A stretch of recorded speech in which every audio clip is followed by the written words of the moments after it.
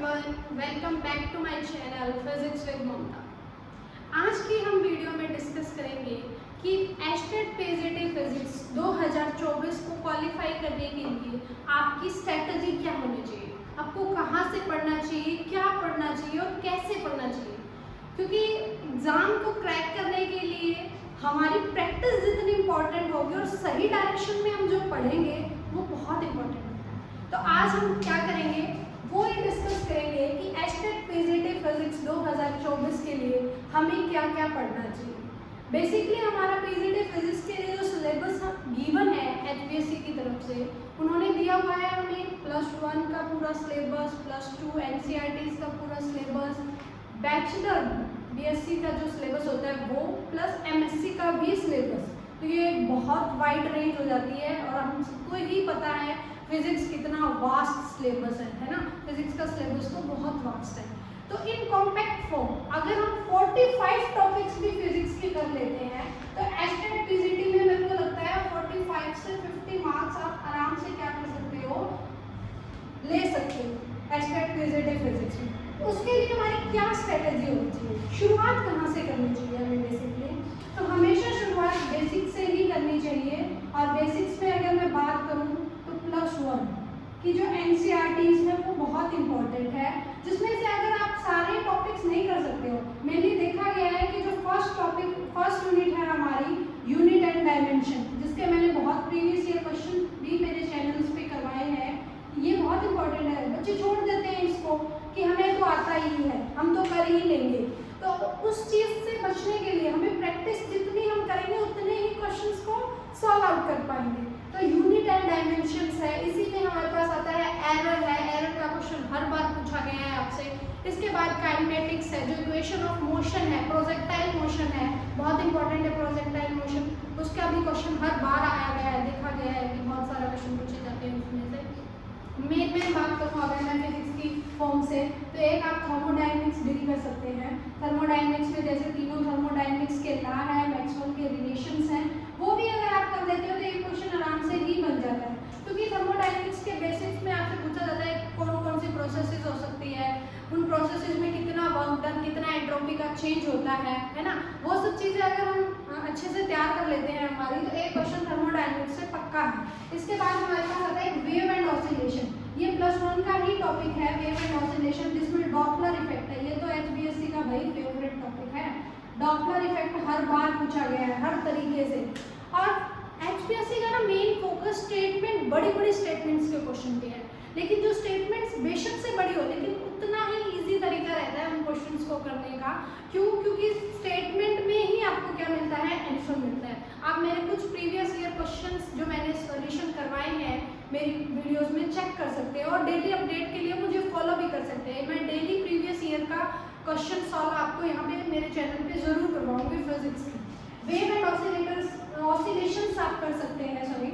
और इसमें आप इम्पॉर्टेंट एक मॉडर्न फिजिक्स लेते हैं, वैसे हम उसको क्वांटम फिजिक्स में भी डील कर सकते हैं कि जो आपका क्वांटम फिजिक्स है, क्वांटम फिजिक्स में एक तो हम जो क्लासिकल से प्लैंक्स जो लाए ब्लैक बॉडी रेडिएशंस, वो तो इनका फेवरेट है, Stefan's law, sigma T4 square, उसका क्वेश्चन हो गया, विंग्स डिस्प्लेसमेंट लॉ का क्वेश्चन हो गया। ये क्वेश्चंस बेसिक क्वेश्चन है जो हर बार पूछे गए हैं। तो वहाँ से हम कैसे क्वांटम मैकेनिक्स में जाते हैं, जैसे डी ब्रोगली कंसेप्ट है, आपका जो हेज़नबर्ग अनसर्टेनिटी प्रिंसिपल है वो क्या होना चाहिए। और अगर मैं एमएससी के क्वांटम के टॉपिक्स की बात करूँ तो हार्मोनिक ऑसिलेटर बहुत इंपॉर्टेंट, जिसमें हर बार एक्सपेक्टेशंस वैल्यू को डील करना पूछा गया है।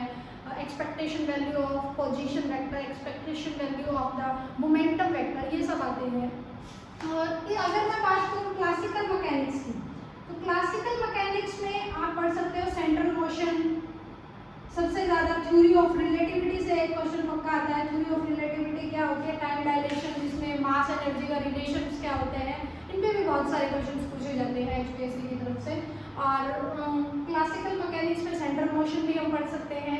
एक इसमें पूछा जाता है कि फ्रीक्वेंसी के साथ टाइम पीरियड निकालना, हर चीज़ का टाइम पीरियड बहुत आता है। अगर आप लैग्रेंजियन और हैमिल्टनियन का सब बेसिक कर लेते हैं, जैसे लैग्रेंजियन क्या होता है, change in kinetic energy minus potential energy, और हैमिल्टनियन क्या होता है, total energy, that is sum of the kinetic energy plus sum of the potential energy. कुछ स्टैंडर्ड सिस्टम्स हैं उसमें हम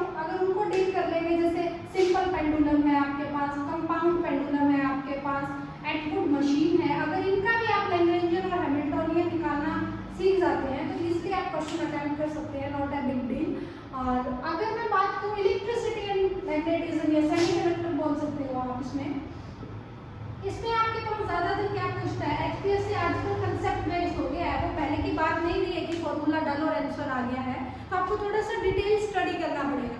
जैसे पिछली बार सेमीकंडक्टर से क्वेश्चन दिया हुआ था कि पीएन जंक्शन की फॉर्मेशन से क्वेश्चन था कि जब आप पीएन जंक्शन फॉर्मेशन करते हो तो डिप्लीशन रीजन क्या होता है उसके अंदर, और जो पीएन जंक्शन है बेसिकली उस पर कैसा चार्ज होगा, दोनों स्टेटमेंट सही है या गलत है। आजकल स्टेटमेंट बेस्ड क्वेश्चन का ज़माना कह सकते हो आप चल रहा है, तो उस पर हमें कंसेप्ट से डील करना पड़ेगा, नॉट सो ओनली फॉर्मूलाज काफ़ी रहेंगे, नहीं, जो आप पढ़ो वो प्रॉपर तरीके से विद कंसेप्ट के साथ पढ़ो। लेकिन टॉपिक चाहे आप थोड़े ही कवर कर सकते हैं, लेकिन जितने करो उतने हमारे नंबर पॉजिटिव जाने चाहिए, इस तरह से करना चाहिए। सेमीकंडक्टर डिवाइसेस में जैसे पीएन जंक्शन हो गया आपके पास, मोसफेट और जियोफेट से क्वेश्चन आता है, और ट्रांजिस्टर तो भाई इंपॉर्टेंट भी है। ट्रांजिस्टर में तो चाहे थ्योरेटिकल पूछ लो आप, ट्रांजिस्टर को कैसे एम्पलीफायर की तरह यूज़ कर रहे हैं, कैसे स्विच में यूज़ कर रहे हैं, ट्रांजिस्टर में जो डिफरेंट बाइसिंग्स होती है, कॉमन बेस ट्रांजिस्टर, आपका कॉमन एमिटर ट्रांजिस्टर, उसमें जो करंट गेन्स होते हैं अल्फा बीटा, उनके बीच में रिलेशन क्या है, या आपको कोई एक स्टैंडर्ड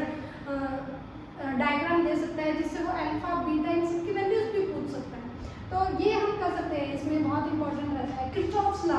अगर आपने बेसिक्स में किरचॉफ्स लॉ कर ली है तो आप कोई भी सर्किट क्यों ना लेते हो, आप सबको डील कर लेंगे बहुत ही ईजी तरीके से, है ना। और सेमीकंडक्टर डिवाइसेस एक आता है न्यूक्लियर का तो फ्री का ही नंबर है। न्यूक्लियर और पार्टिकल फिजिक्स से एक क्वेश्चन पक्का पूछा जाने लगा है आजकल का ही ट्रेंड है, और इसमें भी हमें ज़्यादा नहीं पढ़ना है। न्यूक्लियर में जैसे न्यूक्लियस की प्रॉपर्टीज़ के बारे में पढ़ लिया, न्यूक्लियस की प्रॉपर्टीज़ क्या होती है, जो हमारा फोर्स होता है वो किसके इक्वल होता है, न्यूक्लियर फोर्स की क्या क्या कैरेक्टरिस्टिक्स हो सकती है, ये सब हमसे पूछा जाता है जनरली, तो ये सब हम डील कर सकते हैं। पार्टिकल फिजिक्स में आजकल पूछा जाने लगा कि प्रोटॉन, न्यूट्रॉन, ये न्यूक्लियॉन्स जो है इनका बैरियर नंबर क्या है, और इनकी जो क्वार्क स्ट्रक्चर्स हैं वो क्या है। तो बेसिक अगर आप इनका कर भी लेते हैं, बहुत ज़्यादा डीप में जाने की जरूरत है, क्योंकि यहाँ से वो क्वेश्चन डायरेक्ट ही पूछता है, वो स्टेटमेंट बेस्ड ऐसा क्वेश्चन नहीं पूछता है, क्योंकि लेवल फिर बहुत ज़्यादा हाई हो जाएगा ना, वो तो बिल्कुल CSIR नेट की तरह ही लेवल हो जाएगा आपका। वेव एंड ऑसिलेशंस कर सकते हैं, थर्मोडायनेमिक्स कर सकते हैं, न्यूक्लियर एंड पार्टिकल फिजिक्स से हम क्वेश्चन कर सकते हैं। एक इलेक्ट्रोमैग्नेटिक थ्योरी, भाई उसको तो भूल ही नहीं सकते हम, सबसे इंपॉर्टेंट ही वो है इलेक्ट्रोमैग्नेटिक थ्योरी, जिसमें आप इलेक्ट्रोस्टैटिक्स में मल्टीपोल डायमेंशंस हैं, जो आपके क्वाड्रपोल डाइपोल मूवमेंट्स है, गॉस लॉ है, E.ds = Q/ε0, इनसे प्रॉब्लम स्टैंडर्ड प्रॉब्लम्स है जो उनसे पूछी जाती है क्वेश्चन आपसे। और इसमें कैपेसिटर का भी आता है, आइसोलेटेड चार्ज अगर दो कैपेसिटर्स पे है, अगर मैं उनको चेंज कर दूँ तो क्या रहेगा।